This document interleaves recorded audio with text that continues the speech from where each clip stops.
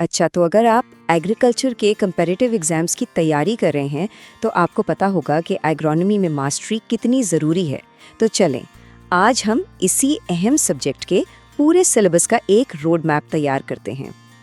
ठीक है, तो हमने एग्रोनॉमी को समझने के लिए उसे 6 हिस्सों में डिवाइड किया है। हम बिल्कुल फंडामेंटल से शुरू करेंगे और फिर स्टेप बाय स्टेप उन टॉपिक्स की तरफ जाएंगे जो एग्जाम पॉइंट ऑफ व्यू से सबसे ज़्यादा इम्पोर्टेंट हैं। तो सबसे पहला सवाल, एग्रोनॉमी आखिर है क्या? सीधे अल्फाज में ये वो साइंस है जो फसल की पैदावार और मिट्टी के इंतज़ाम यानी सॉइल मैनेजमेंट से डील करती है। ये बेसिकली उन तमाम चीज़ों को इकट्ठा करती है जो एक कामयाब फसल के लिए ज़रूरी हैं। एग्रोनॉमी में मास्टरी के लिए सबसे पहली चीज़ है क्रॉप्स को जानना। तो चले अब हम फसलों की क्लासिफिकेशन को देखते हैं, यानी इन्हें किस तरह क्लासिफाई किया जाता है।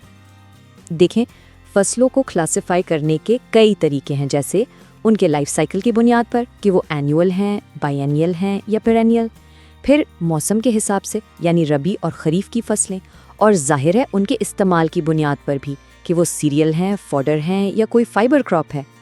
अच्छा, एक और बहुत इंटरेस्टिंग क्लासिफिकेशन है इनके साइंटिफिक फंक्शन की बुनियाद पर।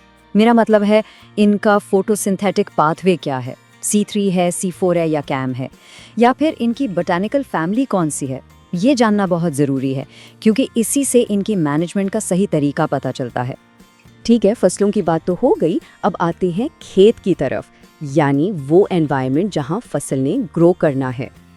देखें, फसल की अच्छी पैदावार सिर्फ बीज के जेनेटिक्स पर डिपेंड नहीं करती। ये बहुत कॉम्प्लेक्स इंटरैक्शन है। इसमें क्लाइमेट का रोल है, मिट्टी कैसी है यानी एडोफिक फैक्टर्स उसका रोल है, बायोटिक फैक्टर्स हैं और यहाँ तक के सोशो इकोनॉमिक फैक्टर्स भी असर डालते हैं। अच्छा, अब एक बहुत बहुत इंपॉर्टेंट कॉन्सेप्ट है, क्रॉपिंग इंटेंसिटी। ये क्या बताती है? ये बताती है कि एक साल में आप अपनी ज़मीन को कितनी प्रोडक्टिवली इस्तेमाल कर रहे हैं। और हाँ, ये जो फॉर्मूला स्क्रीन पर है ये एग्जाम के लिए एब्सोल्युटली क्रूशल है, इसे अच्छी तरह याद कर लें। चलें अब थ्योरी से प्रैक्टिकल की तरफ आते हैं। बात करते हैं उन मैनेजमेंट टेक्निक्स की जो एक एग्रोनॉमिस्ट बेहतरीन पैदावार के लिए इस्तेमाल करता है। तो सबसे पहला कदम है टिलेज। अब इसमें 2 किस्में हैं।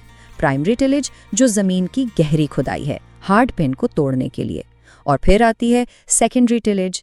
ये हल्की होती है और इसका मकसद मिट्टी को बुआई के लिए बिल्कुल तैयार करना, यानी एक फाइन सीड बेड बनाना है। अच्छा, एक बहुत बड़ा मसला जो हर किसान को आता है वो है वीड्स का, जड़ी बूटियों का कंट्रोल। यहाँ एक टर्म बहुत इंपॉर्टेंट है, critical period of crop weed competition. ये वो टाइम फ्रेम है जब फसल वीड्स के मुकाबले में सबसे ज़्यादा सेंसिटिव होती है, और अगर इस वक्त वीड्स को कंट्रोल ना किया जाए तो पैदावार का सबसे ज़्यादा नुकसान होता है। अब केमिकल कंट्रोल की एक आम मिसाल देखते हैं, ग्लाइफोसेट की। आप सब ने नाम सुना होगा। ये एक सिस्टेमिक हर्बिसाइड है। सिस्टेमिक का मतलब है ये पौधे के पूरे सिस्टम में फैलकर उसे ख़त्म करता है, और दूसरा ये नॉन सिलेक्टिव है, यानी ये फ़र्क नहीं करता कि कौन सा पौधा है, जो भी इसके कांटेक्ट में आएगा ये उसे ख़त्म कर देगा। अच्छा, अब न्यूट्रिएंट्स की बात करते हैं। यहाँ लिबिक्स लॉ ऑफ द मिनिमम को समझना बहुत ज़रूरी है। ये कानून क्या कहता है? ये कहता है कि फसल की ग्रोथ उस न्यूट्रिएंट से लिमिटेड होगी जो सबसे कम मिकदार में मौजूद है। भले आप नाइट्रोजन जितनी मर्जी डाल दें, अगर पोटेशियम की कमी है तो ग्रोथ पोटेशियम पर आकर रुक जाएगी। ये लिमिटिंग फैक्टर है। तो बीज लगा दिया, मैनेजमेंट भी कर ली, अब हार्वेस्ट तक हमें ये भी तो देखना है कि फसल की परफॉर्मेंस कैसी जा रही है। जो लोग एग्ज़ाम की तैयारी कर रहे हैं उनके लिए कैलकुलेशंस बहुत अहम हैं, जैसे कि सीड रेट कैलकुलेशन।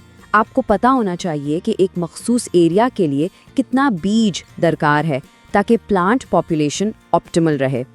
फसल की परफॉर्मेंस को ट्रैक करने के लिए कुछ की ग्रोथ एनालिसिस पैरामीटर्स इस्तेमाल होते हैं, जैसे LAI यानी लीफ एरिया इंडेक्स, CGR यानी क्रॉप ग्रोथ रेट, RGR और NAR। ये सब पौधे की डेवलपमेंट को साइंटिफिकली मेजर करने के तरीके हैं। और फिर बिल्कुल आखिर में सीजन के एंड पर हम कैलकुलेट करते हैं हार्वेस्ट इंडेक्स या HI।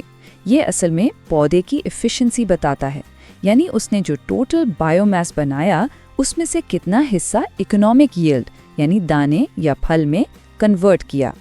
तो ये हैं वो कोर प्रिंसिपल्स जिन पर मास्टरी हासिल करना कामयाबी के लिए बहुत ज़रूरी है। जब आपको ये समझ आ जाए कि फसलें कैसे काम करती हैं और उन्हें मैनेज कैसे करना है, तो आप अगले लेवल के लिए तैयार हैं। चलें अब सबसे इम्पॉर्टेंट हिस्से की तरफ आते हैं, वो हॉट लिस्ट टॉपिक्स जो ख़ास तौर पर पीपीएससी जैसे कम्पिटिटिव एग्जाम्स के लिए हाई प्रायोरिटी हैं। यहाँ पर आपने ख़ास तवज्जो देनी है। ये वो एरियाज़ हैं जो एग्ज़ाम्स में बार बार पूछे जाते हैं और आपका रिजल्ट डिसाइड कर सकते हैं। तो आपकी फाइनल रिवीजन चेकलिस्ट ये होनी चाहिए। वीड मैनेजमेंट और हर्बिसाइड्स को अच्छी तरह देख लें। इरिगेशन के क्रिटिकल स्टेजेस कौन से हैं, मेजर क्रॉप्स की फर्टिलाइजर डोजेस क्या हैं, क्रॉपिंग इंटेंसिटी का formula, growth analysis parameters, seed rate calculation और हार्वेस्ट इंडेक्स, ये सब आपके फिंगर टिप्स पर होने चाहिए। और हाँ, कंजर्वेशन एग्रीकल्चर जैसे मॉडर्न कॉन्सेप्ट्स को भी मत भूलें। तो ये रोड मैप आपको आज के एग्जाम्स के लिए तो तैयार कर देगा, लेकिन जैसा कि हम जानते हैं एग्रीकल्चर एक कॉन्स्टेंटली इवॉल्विंग फील्ड है। तो एक सवाल जो मैं छोड़कर जा रहा हूँ वो ये है कि मुस्तकबिल में प्रिसिजन फार्मिंग जैसी कौन सी मॉडर्न टेक्निक्स पाकिस्तान में नेक्स्ट हाई प्रायोरिटी टॉपिक बन सकती हैं। इस पर ज़रूर सोचिएगा। और हाँ, अपने स्टडी जर्नी को मज़ीद आसान और एक्सेसिबल बनाने के लिए ज़रात पीके चैनल को लाइक, सब्सक्राइब और शेयर करना बिल्कुल ना भूलें।